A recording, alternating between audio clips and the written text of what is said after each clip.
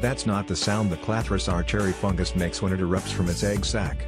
But it sure seems like it should be. When the squid-like stinkhorn fungus raises its gloopy, toothed arms to the heavens, it might look like it's enacting some salutation to an alien sun. But its purpose is in fact much more earthly, to attract swarms of hungry flies that will spread spores embedded in the fungus' sticky arm gloop across the surrounding countryside. You know, normal horrifying fungus stuff. See, archery isn't new, but many people are just now discovering its purplish, diabolic majesty through a viral post on Reddit, Twitter embed, alien eggs hatching in the new forest. The wonderfully weird devil's fingers pic.twitter.com/YFAYEar22vo, Dan Hoare, at DJ Butterflies, November 10, 2015. What continent is that from, so I make sure never to go there?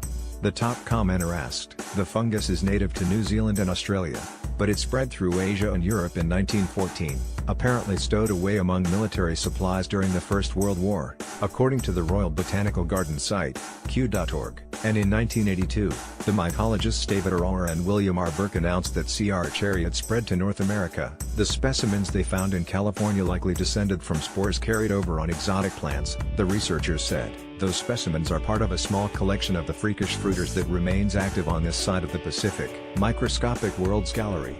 Fascinating fungi, termed devil's fingers outside scientific circles. C. archeri typically turns up in clusters in the soil around decaying wood chips and old stumps, or in leaf litter. According to Kew, Clathrus archeri first appeared in the United States in 1982. Credit: Mycology. Aurora and Burke wrote in their 1982 paper in the journal Mycologia that C. archeri first appears as an innocent-looking white or beige ball. This object is not hard, but rather covered in a smooth or scaly membrane that deforms under the finger of anyone brave enough to touch it. That ball swells and grows turgid before a lattice of up to 12 tapering white arms burst out, their inward-facing sides smeared with a stinking purple tissue seeded with spores. The egg-like ball remains at the base of the fungus as the arms reach upward from the opening to a height of 1.5 to 3 inches, 4 to 8 centimeters. After the interlinked, spongy textured arms strain as high as they can skyward. They split and unfold earthward like the petals of a flower. Aurora and Burke wrote in their paper, but, you know, slimier. Eventually,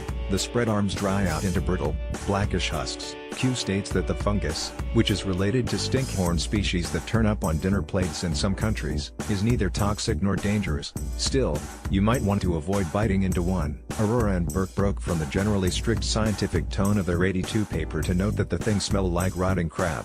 Yum. Originally published